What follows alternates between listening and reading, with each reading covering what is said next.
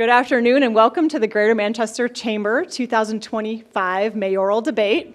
I want to thank you all for coming and joining us today.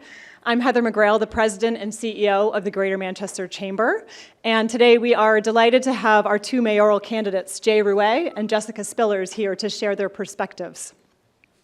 A key function of the Manchester Chamber is to help our members understand candidate positions on issues affecting the business community, and we look forward to this opportunity to do so. As a reminder, the GMC is a nonpartisan organization, really important that everyone understands that. We do not endorse candidates, but we do educate about their stances.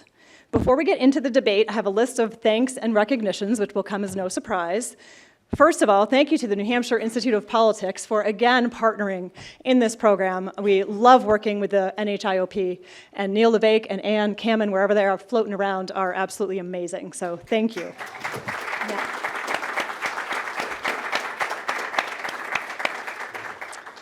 And a moment to recognize our incredible sponsors, TD Bank and Harvard Pilgrim Healthcare. Thank you so much to our sponsors.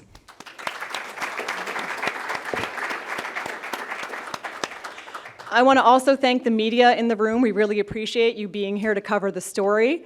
And I know that Manchester Public Television is streaming, so thank you so much for that to help more people be able to connect to this information.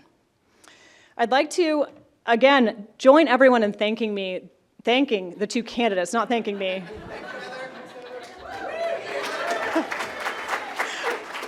You can thank me too, but I'm not doing anything. But thanking our candidates for being here because this is their first debate. Obviously, we all know that we can't get the information without their participation and their amazing dedication to public service. I'm looking out at former Mayor Bob Baines here as well. I want to also recognize that he's in the audience at a mayoral debate today, which is really cool to see. So without further ado, I'm going to call up Scott Spradling, who you all know is our fantastic moderator. We are so lucky to have him. He, if you do not know, is an Emmy Award winning reporter, former reporter, anchor, and political director for WMUR. So Scott, thank you so much for being here today, and the podium is yours.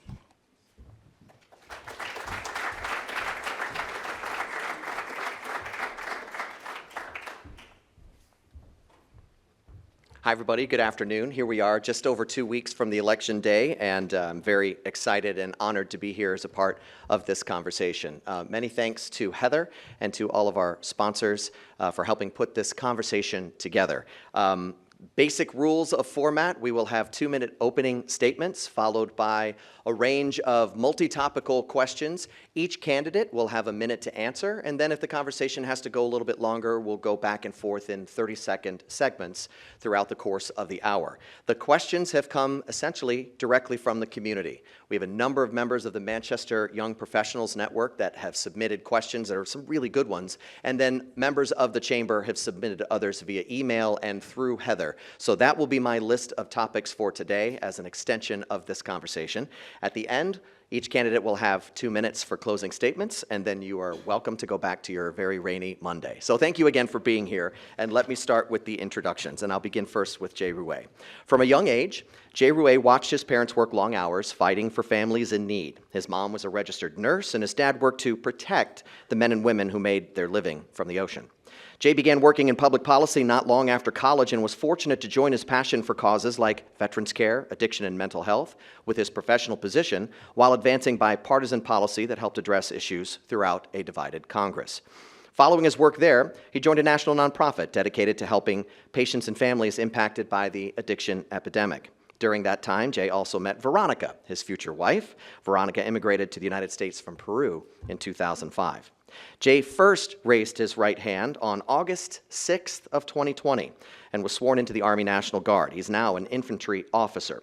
Returning to New Hampshire from his Army training, he began working at Catholic Charities in New Hampshire. He's completing his inaugural term as mayor, and he and Veronica welcomed their baby girl, Brielle, into the world earlier this year. Ladies and gentlemen, Mayor Jay Ruais.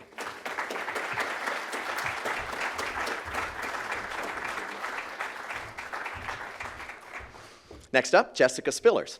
Jess Spillers is the Ward 8 representative of the Manchester Board of School Committee. She is mom to 3 young children with her husband, Jimmy. She currently works as a Supplemental Nutrition Assistance Program Specialist, or SNAP, for the state of New Hampshire. Jessica was raised in a military family. They moved to Nashua in 2000, and when her father retired, New Hampshire officially became her home. After obtaining her bachelor's in social work from UNH in 2011, Jess and Jimmy tied the knot. Jimmy was enlisted in the Air Force and stationed in Hawaii. She worked out there for the VA hospital as a contracted housing specialist where she assisted homeless veterans. It was a challenging role and one that pushed her to enter into a graduate program at the U of Hawaii. In 2013, she received her master's in social work. In 2014, Jimmy separated from the Air Force and they moved back to New Hampshire, where she worked as an assertive community treatment, or ACT team member, a manager at a community mental health center. Like I said, they have 3 children, and I am very pleased to welcome Jess Spillers to the podium.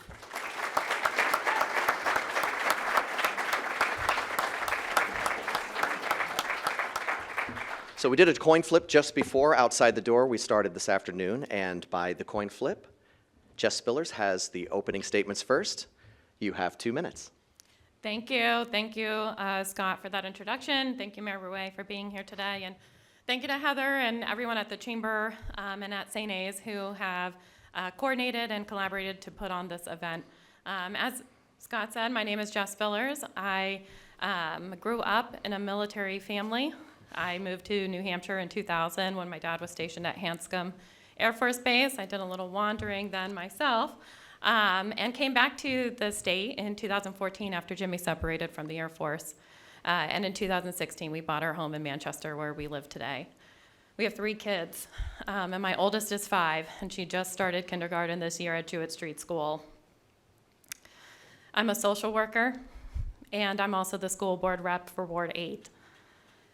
And when our school district's budget, was cut by $8.5 million, I knew I had to step up. I knew I had to do more. As a social worker, I have walked alongside those who are struggling in our community. I have helped the homeless find housing. I have helped those with substance use disorder obtain treatment.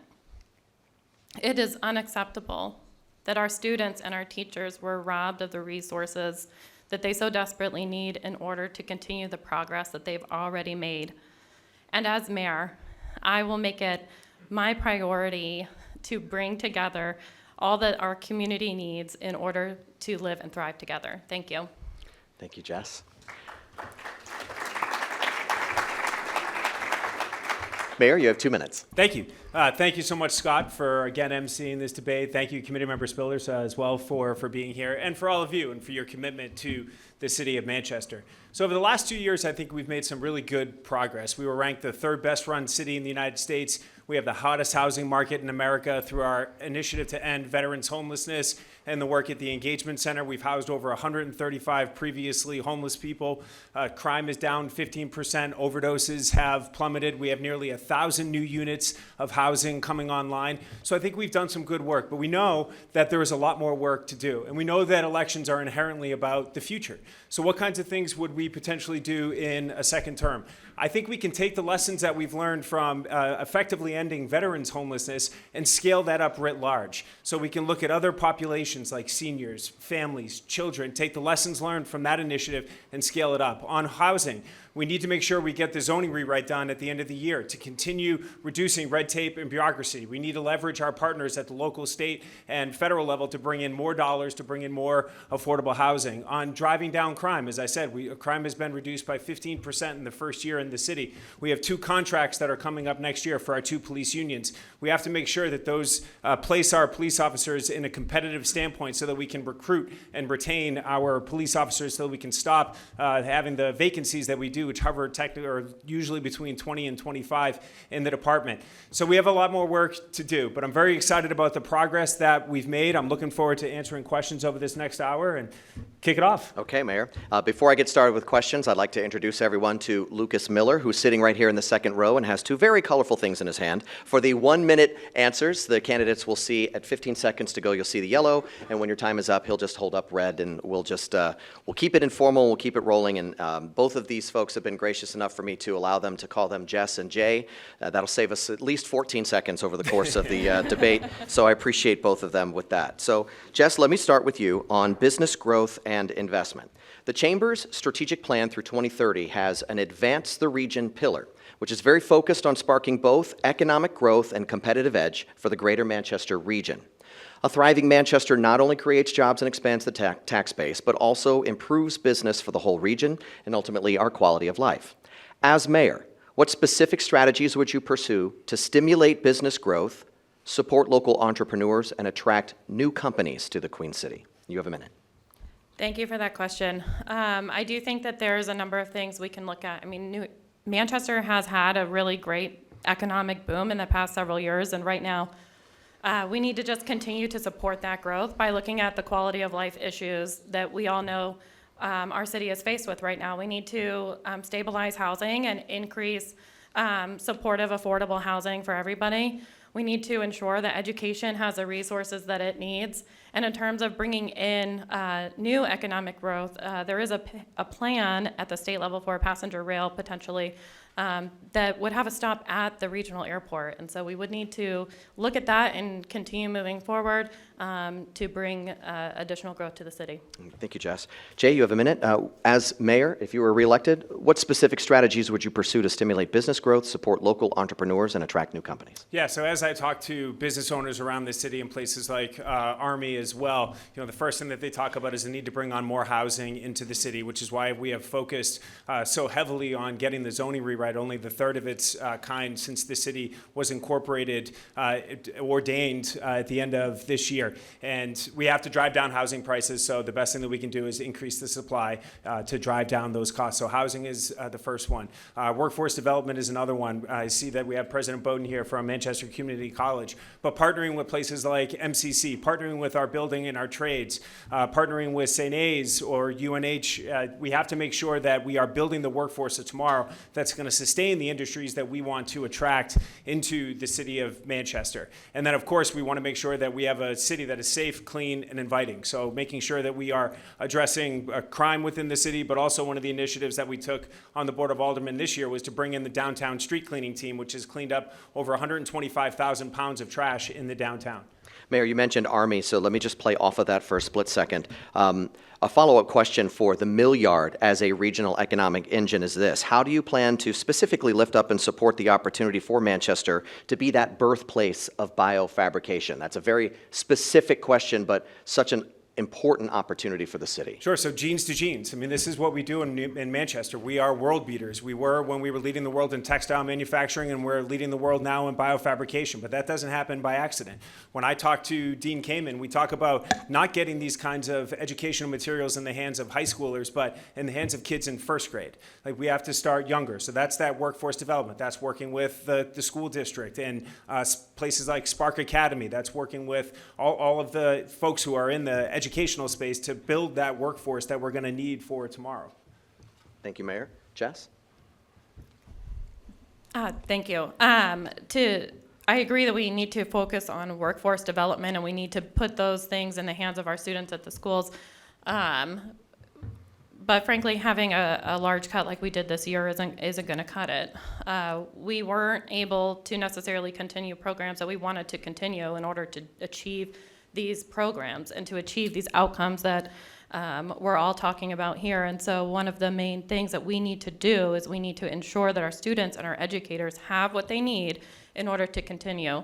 In terms of housing, we need to continue to increase the supply, yes, but it also needs to be affordable. Nobody can afford a $2,000 or $3,000 rent per month and be able to call Manchester home. It's unreasonable. We need to stop giving tax breaks to big developers who don't need them, and we need to focus those 70-90 tax breaks on developers who are willing to be cooperative with the city and make sure that housing is truly affordable and safe for all. Let's talk about education for a few moments. The strength of our public schools is obviously as a foundation for workforce development and quality of life. For the Manchester School District, Jess, what aspects of the district are you most proud of, especially as a school board member? And what areas do you believe need improvement or focus? And how would you support the district's goals? Well, we have seen so much growth over the past couple of years, and a large part of that is due to the leadership of Dr. Camille.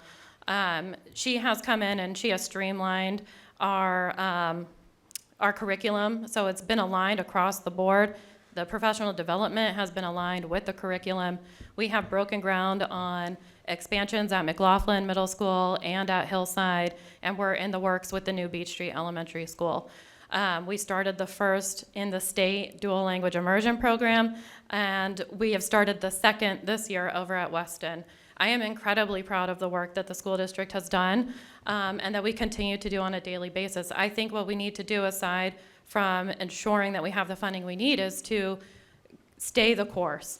We have a wonderful plan outlined, and collaborating with the school district and with the school board as mayor is something that I look forward to in ensuring that that progress moves into the future. Thank you, Jess. So, Jay, what aspects of the Manchester School District are you most proud of? What areas do you think need the most work? And how would your administration support the school district's goals? Sure. So I think Jess hit on a lot of the really good, positive things that are going on within the district right now. And so, I would echo the good things that are going on. Areas that I say that I think we would all agree that we can do more with. First would be English language learners. So we have roughly 20% of our students are English language learners. My wife being from Peru, these are the kinds of things that I think about at home, making sure that we're helping those kids who are either new arrivals to our country and facing a significant amount of challenges just learning the language, making sure that we're addressing those needs. Children with special needs as well, making sure that we're addressing everything that they have, and certainly that has an impact, a massive impact on our budget as well as it comes to or pertains to transportation. And then I think as Committee Member Baines, former Mayor Baines, has talked about a lot within our district at our board meetings is the need to increase the attendance, the kids that are chronically absent, making sure that we are tackling that problem as well, because if a kid's not in class, he's not learning. So as I think we would all say, I think we're really pleased that we've made progress within the school district, but we know a lot more needs to be done. And Jay, I know the union leader just yesterday did a very nice sort of side-by-side profile of both of you, and one of the places of overlap was the conversation about schools and school spending. Considering both of you are on the school board and you're deeply involved in the process, I'd like for either of you to be able to share a possible preview, because there's a lot of need, but resources are typically limited. What might we be able to expect from a school district budget, and how does that play into the city's overall budget? Sure, yeah. Let me address this in a couple different aspects, but first and foremost, since I became mayor, the school district in the city of Manchester has gotten $11 million more in funding. We have reduced the request that the school district has requested or asked for, but we have not cut a single dollar in education spending. Additionally, earlier this year, when the budget battle was going on at the state level, there was a position on the table within the budget that was going to cut $12.5 million from the city of Manchester. And the governor and I worked hand in hand to ensure that that cut did not take place. So we've increased it by $11 million since I became mayor. I'll take you into the Wayback Machine. FY24, the baseline budget that was passed and approved by the Board of Mayor and Aldermen at the time, the bottom line number in that budget was $191 million. Today, that number is $238 million, so an increase over the last 3 fiscal years of $46 million. So nobody is cutting the school district funding, and I do think it's incredibly important that we fund. It's also important that we recognize that there's a global aspect to being mayor.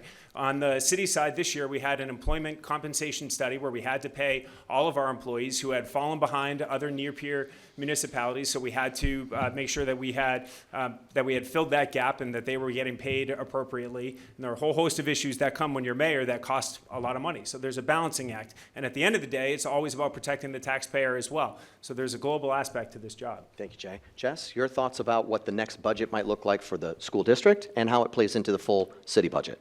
Thank you. I do believe that asking for a tax cap compliant budget is not unreasonable. I do take issue with the framing of the cut not being a cut and being an $11 more. That's not what happened. We requested a tax cap compliant budget. It was reduced. And that tax cap compliant budget is essentially what we need to keep the doors open and keep the lights on. This is our cost of living adjustment to ourselves as a city, and we are divesting from education within the city. Mayor Ruais mentioned the money from the state that he worked with Governor Ayotte to ensure that that $10 million cut didn't happen this year. It is still on the slate for an upcoming year.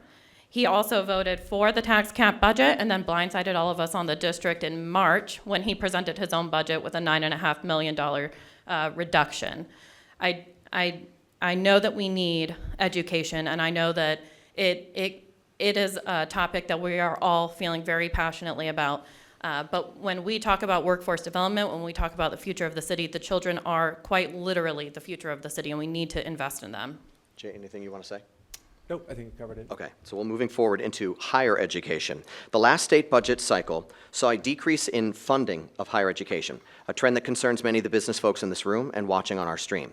With such a rich college and university backdrop here in Manchester, what is your reaction to this disinvestment and your plans to support the success of our local higher education network? Yeah, I'm sorry, was that to me first? That's Scott? to you, Okay. I'm sorry, yes. Yes, I'm also very concerned about that. We need to ensure that we have a strong community college system. That is a system that our high schools do sometimes partner with in terms of making sure that courses are available and advanced placement, things like that. I agree. We need to have a strong advocate in Concord, somebody who is going to fight for our local universities, whether that is Manchester Community College or it's Southern New Hampshire University or the University of New Hampshire down there in the Mill Yard.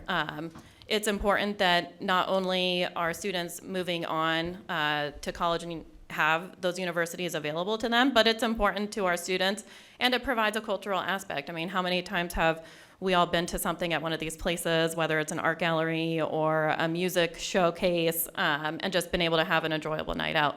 These are things that attract folks to Manchester, and we need to make sure that they're here for the future. Thank you, Jess. So Jay, the question is about the state budget and the reduction of higher education, your reaction and what we maybe can do in Manchester. Sure. So, I mean, I think this is where I can continue to play the role that I have over the last 2 years, working with the governor and working with the legislature when priorities come up that are going to impact the city of Manchester, being a forceful advocate for that. That's what we did on bail reform. That's what we did on the school district budget. And that's certainly what I would do for any potential cuts down the line. As it pertains specifically to the college system, this was a conversation that I had with President Bowden. This was a conversation I had with the chancellor when this was going on. This is a conversation I had with the governor at the time that budget was being proposed and being passed. I think it's incredibly important that we're funding our higher education system, because I recognize how it filters into both the Army grant specifically, because Dean Kamen had called on that as well and asked for support for increased in budget.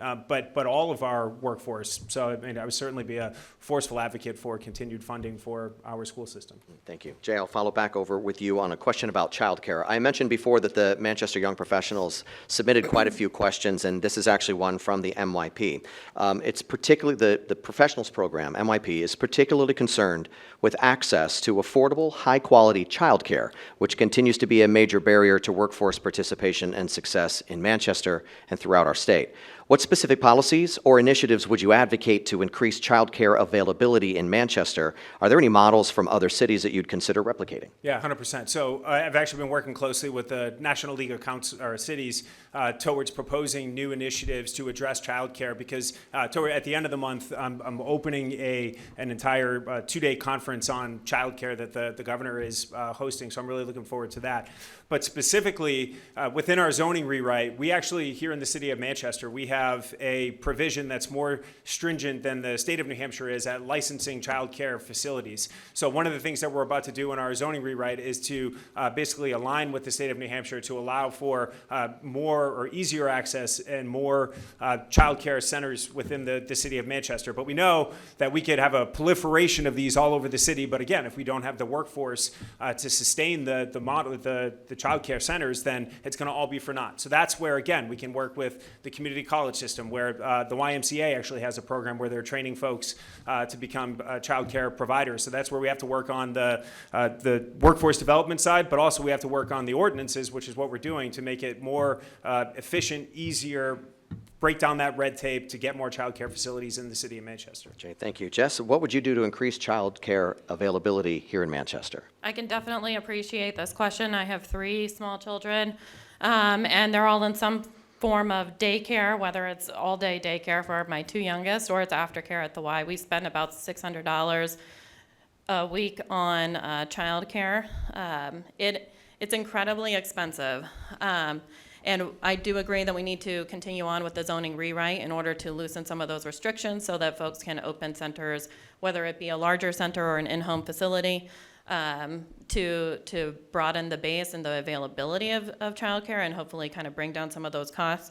But some of the other things that we can do are very practical. I mean, we can incentivize and assist those folks who are looking to open in-home childcare because there are other sorts of inspections and regulations they're going to have to look at. So when I was a foster parent, we had to have our house inspected, and come to find out we needed to replace the smoke detector system in our house because it wasn't hardwired or it wasn't the correct model of fire detector, but it ended up costing us a good bit of money. And for an individual looking to start a business, something like that could be a barrier. It could frankly just be a barrier. You know, you think about the folks who are trying to do these in-home models. It's primarily, you know, people who want to stay at home with their own children and then also be able to make some money. So if we can find a way to navigate that together and to create some incentives and help folks with those very practical things, we can increase childcare access and affordability in Manchester. Thank you, Jess. I'll follow up with a separate question now to you. The city's master plan, completed in 2021, had a focus on what are called third places. So to define that for all watching, and I learned as I was reading this question, a third place refers to the social spaces that aren't your home or work. So home is a first place, work is a second place. This would be described as like neutral gathering spots where people can connect, build communities. City's parks are a great third space. What is your plan to work with the city's Parks and Rec team and see more investment in Manchester's third places? Yeah, I love our city's parks. Me and my husband take our kids to the parks all the time. It's a really valuable asset that we have as a city, is that we have so many wonderful parks. And within that, I would certainly look at funding and making sure that they are funded at a level where they can bring people on, as well as contracts within that, because the contracts are important to decrease turnover and increase retention. I want to make sure that they're clean and that they're safe and that everybody can go out and enjoy them. It is a wonderful social space for all of us to enjoy. Thank you, Jess. So Jay, how would you turn third places into a first place for open space for Manchester? Hey, that was 3 times fast. I couldn't even repeat it. We have 47 parks in the city of Manchester, and these are incredible lifelines for a lot of families to be able to go and enjoy their time. My wife and I were just up in Livingston Park over the weekend. One of the things that we did on the Board of Aldermen was we have spent millions of dollars over the last 2 years at renovating the parks and bringing on new playground equipment, which is what Brielle was playing on. The first time she went down a slide was this weekend, so it was amazing. But that's part of the process that we have to take in the feedback from the city to recognize that these are incredible spaces that is warm and inviting and brings people in. I think one of the things that we've talked about, though, over the last 2 years is we have to make sure that these places are also safe, clean, and inviting. You know, when I was running the first time around, we were seeing significant encampments at Victory Park, at Veterans Park, and over the last 2 years, I think we've made great progress at removing the problematic elements that we had in there. We gave the police additional dollars to patrol hotspot areas in and around our city parks. We did that through the use of eliminating a program, giving the police $500,000 to create those hotspot patrols, to create warmer, cleaner, inviting, safe places. I'm going to move into homelessness and public safety in just a couple minutes, but first, given the timeliness of the one big open space that suddenly we are very much focused on from that meeting from last week, the YDC property. We did get a question on that. Are you willing to consider using the YDC property for senior housing if the price is right? $80 million is what the state wants, and that is not reasonable. So I know that is a potentially somewhat limiting question to a very wide-ranging conversation, but asking that to at least start the conversation about the future of YDC. Yeah. So actually, I got this question from your mom a month ago. She does all the moderating at Riverwoods, and her questions are 37 part questions, subset A, part B. Yep. But one of the things welcome to my childhood. Yeah. But so one of the things we talked about up there was that the city just released an age-friendly action plan. And one of the key components of that age-friendly action plan was more senior housing. So actually when Hallsville School came online after the school district deemed it surplus and the city took it over, senior housing was one of the biggest things that we looked at for that. Now Wilson School is coming online, and that's one of the areas that we're going to look to do additional senior, or potentially do senior housing there as well. But up at the YDC, that is absolutely a place that we should look at doing something like senior housing. But again, the conversation that we had last week on the YDC was that this is going to be a long process. It's about 2 years before they actually pick the individual that's going to be the one that starts to develop there. But it cannot, should not, and will not be done without community input from Ward 1 and all of those that are abutting the property. Thank you, Jay. Jess, YDC property, senior housing, is that the way to go? I do think that we need to encourage mixed-use housing within the YDC property, and that could really be anything. And that absolutely, I would be open to some sort of senior housing or potentially just smaller housing for folks looking to downsize and move into something a little bit smaller, maybe even within their own same community up there in Ward 1. But we need to make sure first that the city has the right to first refusal, which isn't something we currently have, in order to be able to have a stronger say within what happens at the YDC property. So there's a few steps we need to take beforehand as a city before we start strategizing and master planning that parcel of land. What confidence level do you have as the mayor during this very important conversation at YDC? What confidence level do you have that you would be able to convince the state that technically owns the property and can do what they're going to do with it, that they really do need to lean into the wants and needs of the Manchester community? And the reason I ask that question is I think we've seen in real time and over the course of the last several years, a very similar situation happened with the Laconia State Prison property, and that has not gone exactly smoothly. So what assurances would you look for? What confidence do you have that the state would be a partner that would listen to you and the city? Well, I'm a social worker, and part of that is being a really strong advocate for your clients. When they're in dire situations and in dire need of help, I've been able to be there and to assist them to get those needs met and to obtain those resources so that they can live and thrive. In the state, it takes a lot of collaboration, a lot of working together. I currently work for the state, and so I understand the state government and the ins and outs of the various departments that are up there that we would need to be in contact with in order to achieve this goal.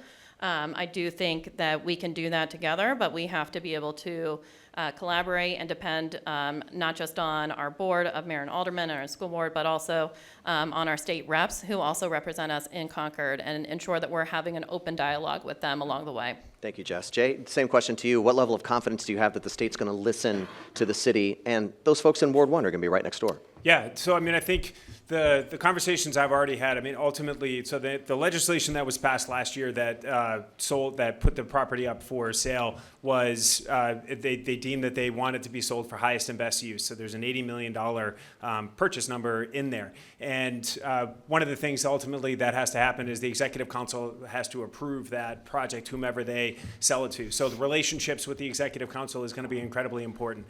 John Stephen and I held a town hall last week in Ward 1. Obviously a Manchester guy in John Stephen. He's going to be a stalwart advocate for the city, and I will be right there with him as he's working, and that's coming before the executive council. I have great relationships with all of the executive councilors, and then should we have to push for any kind of changes within the state legislature to change the language if it needed to be more beneficial for Manchester, certainly happy to advocate for that. But the last piece on this is going to be that executive council, so working with them and working with the governor to ensure that Manchester is taken care of. Thank you, Jay. Let me move over now to homelessness and maybe sort of a core driving reason behind many of the challenges that we face with our community. Mental health challenges continue to rise across the country and intersect with homelessness, addiction, and even public safety. What is your perspective, Jay, on Manchester's current capacity to address specific mental health needs in the community, and what should be done to close the gap between what's available and our demand? Yes, we have some incredible providers in the city of Manchester that I'm in conversations with almost certainly every week and almost every day. I think certainly mental health is one of those areas that we need to do more of, both within the city and within the state. Funding is a big piece of that as well. But I think we have made some significant progress over the last 2 years. The Doorway program is now at Elliott, right in the downtown, so folks can walk right in and get assistance that they need. But we've looked at this really comprehensively.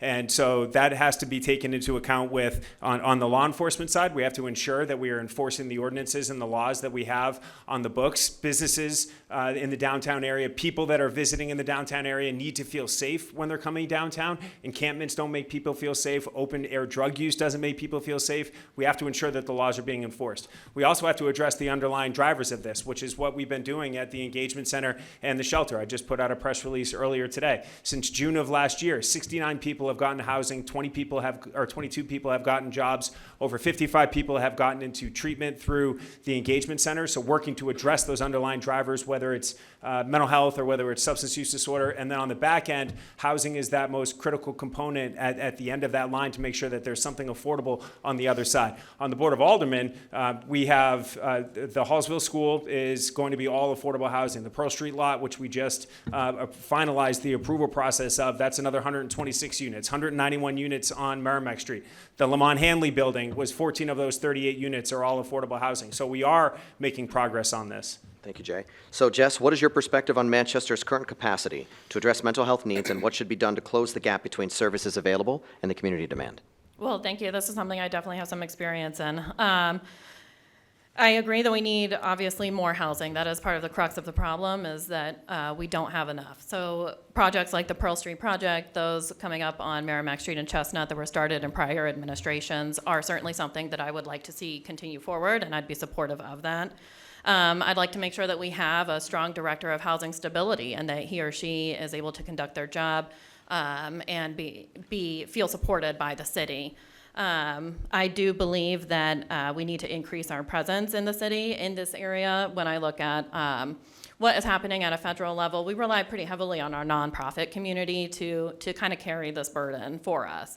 And what's happening at a federal level are a lot of grants and a lot of funding that they rely on are being potentially stripped. So we as a city need to, just for now, take control of our own destiny a little bit better in this situation and not string along these wonderful centers like the Beach Street Engagement Center every 6 months by having to force a vote at the Board of Mayor and Aldermen to ensure that it can remain open with funding. We need to make that more of a permanent structure for now until these things at the federal and state level kind of cool off. Jess, from your perspective on this issue, as a member of the school board, as a member of the community, as a social worker, are we making progress on the universal issue of homelessness in Manchester and around the state?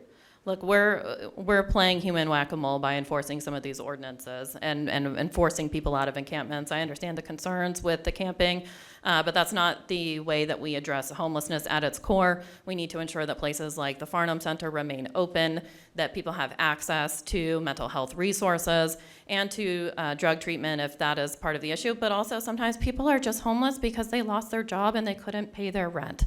And so we need to ensure that folks have a proactive measure to go to, places like welfare, where they can ask for help with their rent before they miss it. And so as mayor, that is something that I would continue to invest in and continue to look at and how we can improve upon this issue as a city. Thank you, Jess. Jay, a similar question, but what feedback are you getting from, for example, downtown business owners? For near 2 years in office, and you let off a number of stats that you described in your last answer. What feedback are you getting from business owners? Sure. So I think I've gotten a lot of really good feedback, certainly about the cleanliness of the downtown, both from an encampment perspective and the number of people that are in the downtown, but also from a cleanliness perspective when we brought on that new downtown street cleaning team. We just gave the welfare department an additional $500,000 last year, just specific to helping people from falling into homelessness. So we do those preventative measures. They are incredibly important because it's certainly a lot cheaper to prevent somebody from falling into homelessness than it is to allow them to fall in and then have to try and pick it up on the back end. So we are doing those kinds of preventative measures, and it's incredibly important. But I would I would reiterate again that I think it is incredibly important for us to ensure that we are enforcing our laws, enforcing our ordinances. We cannot have encampments both in the downtown or around the city. They are not safe for the individuals that are within the encampment, and they're certainly not safe for the individuals that are trying to walk their dogs along a rail trail or within a park. Jay, I'll stay with you on public safety. Obviously, public safety remains a critical factor in residents' quality of life and a key component of a strong business environment. As mayor, what is your vision for the next 2 years for an increasingly safe and welcoming Manchester, and what policy measures are you looking to implement to achieve those results? Yeah, so the biggest one, so this year we had 11 contracts that came up 11 contracts that had expired that we had to renew. And so as part of the employment compensation study that we ushered through, we gave raises to every single one of our city employees to make sure that they were on par with other municipalities within the state of New Hampshire to eliminate those vacancies. The police, the two police unions were not on that schedule. They're in an off year, so next year those two contracts are coming up. We need to ensure that the police are paid what they're worth and that they're paid what other municipalities around us are paying, so that we're not losing people, so that we can close those vacancies. But the other thing that we did over the last 2 years was when the governor came to me and said, look, I need your help supporting Group 2 pension reform so that we can help those police officers and firefighters that were promised something when they came on the job and make sure that they can stay and get their retirement as they were promised. And her and I fought side by side to ensure that Group 2 pension reform went through. And that was something that was a really great benefit to our police and firefighters because they deserve it. Jess, same question in terms of public safety. As mayor, what is your vision for a safe and welcoming Manchester, and what policy measures would you pursue to reduce crime and enhance public confidence? Well, I agree that the contracts coming up do need to be looked at more closely. Our staff, we find, are typically underpaid as compared to some of the surrounding neighboring towns, So we need to take a close look at their pay and make sure that it's competitive, make sure that the benefits package is competitive, and that folks who are in these very unique situations like fire, for instance, have the things like the health insurance that is going to cover the unique needs of that population. We need to also just look at prevention, supporting programs like MPAL, Boys and Girls Club, and supporting our schools. Having strong public schools where every kid can get a decent education is a preventative measure, and it does keep our cities safe.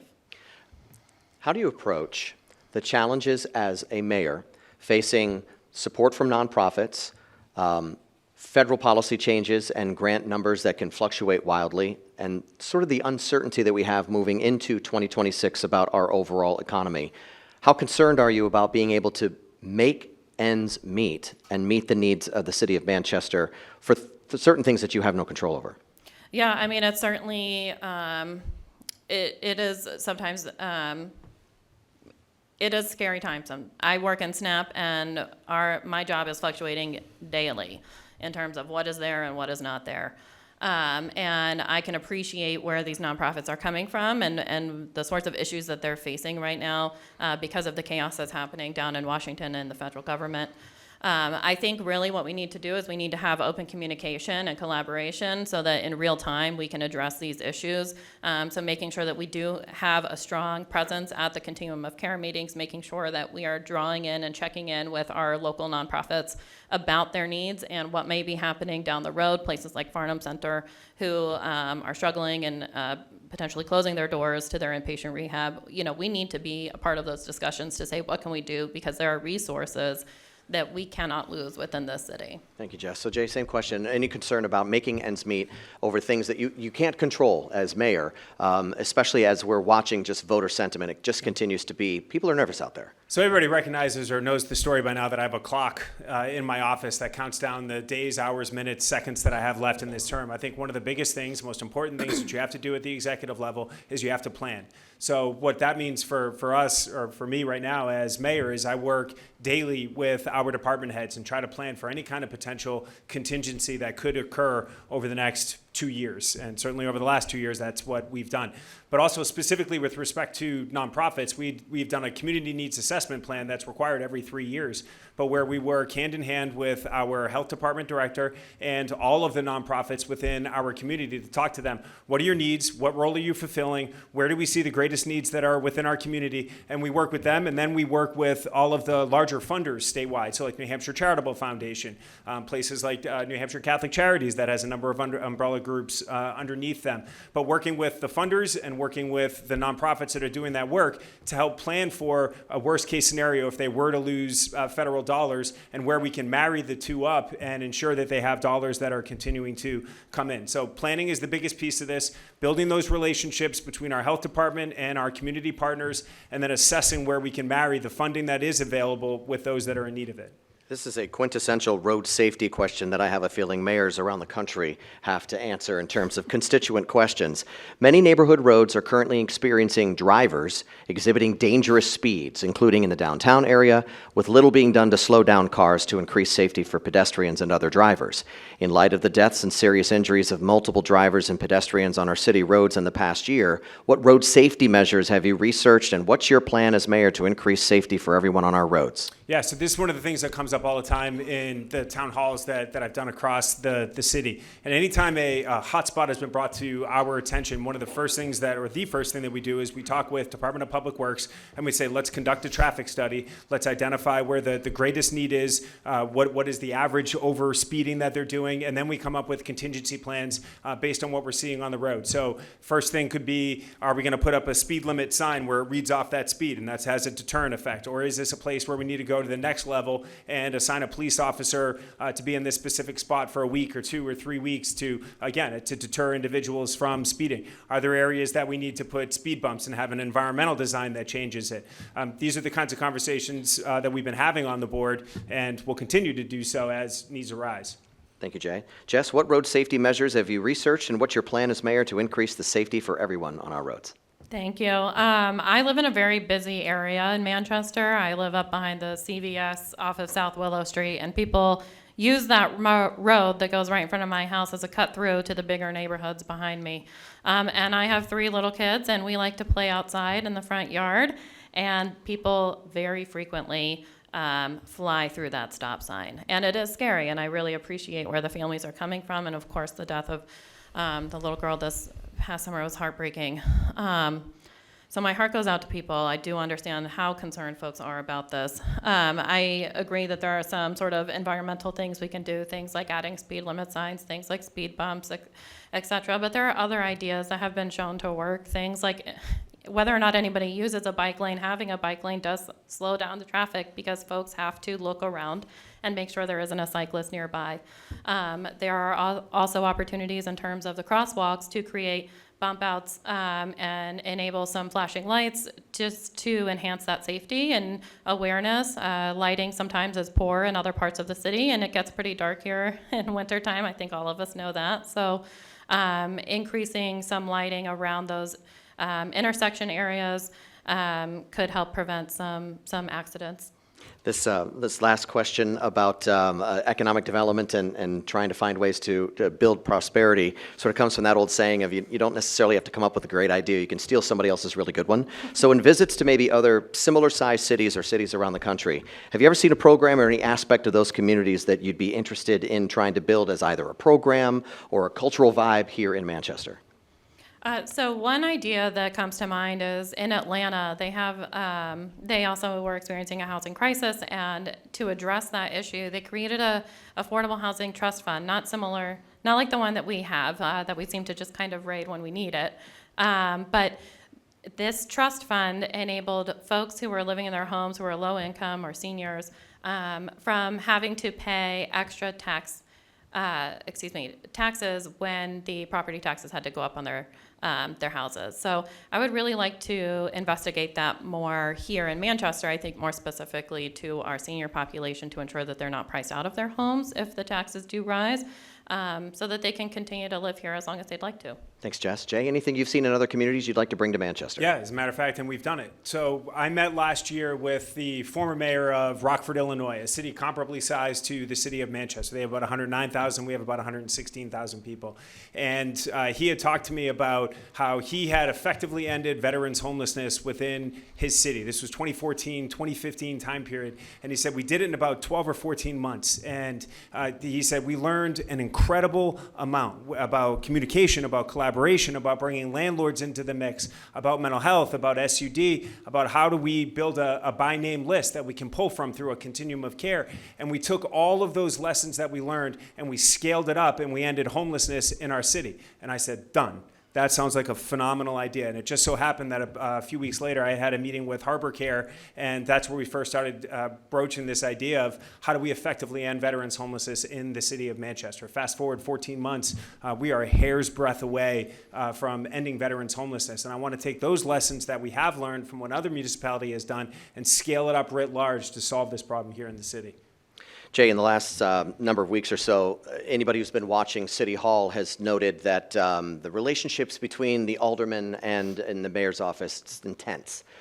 Going forward, how do you build collaboration and help boost civility in our political dialogues? Yeah, I mean, I think it starts by leading by example. And I've always said that I am as respectful, open, receptive to different ideas as humanly possible. I'm about as easy to get along with and easy to get a hold of as there can be. What I would say, though, is remove the noise from the equation and look at what we have accomplished over the last 2 years. So we have an evenly divided board. I know that this is technically a nonpartisan race, but we have an evenly divided board, 7 Republicans, 7 Democrats. You would think that if this truly was a partisan board, I would be breaking ties every other Tuesday. And I can count on one hand the amount of times I've actually broken a tie over the last 2 years. So remove what we see on TV or what we read in the newspaper and look at what we've actually accomplished and how many times I've actually had to break ties. And I think you'll see that we've gotten an awful lot done over the last 2 years. And I think, it shows to what I've been talking about is that we need to work in a bipartisan way. We need to look at solutions. I said it in the Union Leader. Where's Paul? I said it in the Union Leader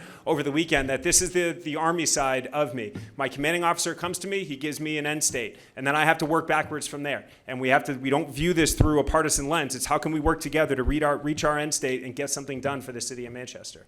Jess, your question, how do you boost collaboration and protect civility in our political debates at City Hall? To put it lightly, I guess I would use the gavel a lot more. Folks have turned City Hall into a circus, and it's completely disrespectful to those chambers. We need to ensure that the leader, who is the mayor of the city, will enforce some modicum of decorum. We had to remove the chair of the Board of Mayor and Aldermen. I mean, they voted on that and replaced him with Norm Vincent. This is a big deal. That's not something to take lightly. And in terms of breaking ties, ties have been broken, and we have broken some ties like delaying the land transfer for the Beach Street School. That wasn't exactly a tie that I would be very proud of. We need a leader in this city, and we need somebody who is going to be truly open and honest with the folks around them. This has been an incredibly hard year on the school board. It has felt as though we have not had the transparency that we deserve as the Manchester Board of School Committee, an equal board to the Board of Mayor and Aldermen. So I'm a mom of 3, and I don't have any trouble telling people to quiet down and let's get back to business. My last question for the two of you. Jess, let's flash forward to 2030. Let's assume that you win in 2 weeks, that you serve as mayor. We have now moved to 2030. What is the one thing you would want the people of Manchester to remember about your time as mayor, as a legacy? I would want them to remember that we value everyone here in this city and that we welcome everyone, and what we did raised everyone up and not just one person or one neighborhood, that this tide lifted all the boats. Thank you, Jess. Jay, 2030, what's the legacy of Jay Ruais? that we made Manchester the best mid-sized city in the United States, that we brought in enough housing to meet our needs, that we brought in the businesses that will sustain us, that we trained the workforce that sustain those businesses, that we cleaned up the city, that we addressed homelessness, that we continued to reduce crime, and that we made Manchester the best mid-sized city in the United States of America. This hour's gone very quickly. It's time now for closing statements. And Jess, you may go first. You have 2 minutes. Thank you so much, Scott, and thank you again to everybody who came out today. And thank you again to the Chamber and to CNEs for hosting us. Again, you know, I did get into this because I was concerned about our school system. I'm concerned about the divestment that's happening. But as a person and a member of this community, I want to see all of us thrive. I want to see homelessness addressed in the long term. I want to see substance use become a thing of the past. I want our city and our city's small businesses to thrive, and that Manchester becomes the destination people go to. They skip Boston, they come to Manchester instead. And I hope that you will consider me for mayor and elect the second woman mayor in Manchester. Thank you, Jess. Jay, you have 2 minutes. Yeah, well, thank you again, Scott, for hosting. This hour flew by, as it normally does with you at the helm. Thank you, Jess, as well, for being here. And again, thank you to all of you. I started in 2023 by talking about the promise and potential of the city of Manchester, and that we could make this city the best mid-sized city in the United States. Fast forward 2 years, and I am more convinced than ever that is within our grasp, and that this is something that we can accomplish. If you look over the last 2 years of the accomplishments, the progress that we've made with crime dropping, with overdoses dropping, with housing coming online, the progress that we've made across the city, I think it speaks to what we've been able to do when we work together, when we get things done on behalf of the city, irrespective of any kind of party policies or politics. And I think over the last hour, we talked about a number of the things that I would like to do in a potential second term, certainly getting the zoning rewrite done at the end of this year, making sure that those contracts meet the needs of the police so we can bring on more police officers and further drive down crime in the city of Manchester. All of these things can be done when we work together, and I think that's what we've proven over the last 2 years and what I would love to do in a second term. So thank you all again. Thank you, Jay. Many thanks to all of you for being here. Thanks to our investing sponsor, TD Bank, for helping make this possible, to Harvard Pilgrim Healthcare, our advocate sponsor, and of course to the St. Anselm College Institute of Politics. It has been wonderful to have all of you here. Thank you for this enlightened conversation. And I just have to remark personally that as someone whose kids are now older, I stand somewhat bewildered and amazed at the ability of parents of young children on my right and on my left to be able to balance the incredible challenges of raising a young family and being out here in the arena, if you will, volunteering to do this. So many thanks to both of you for running.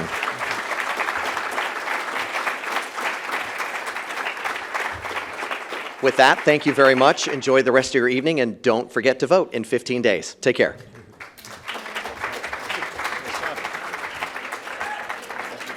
See you in an hour. Yeah, see you in an hour. You doing it again?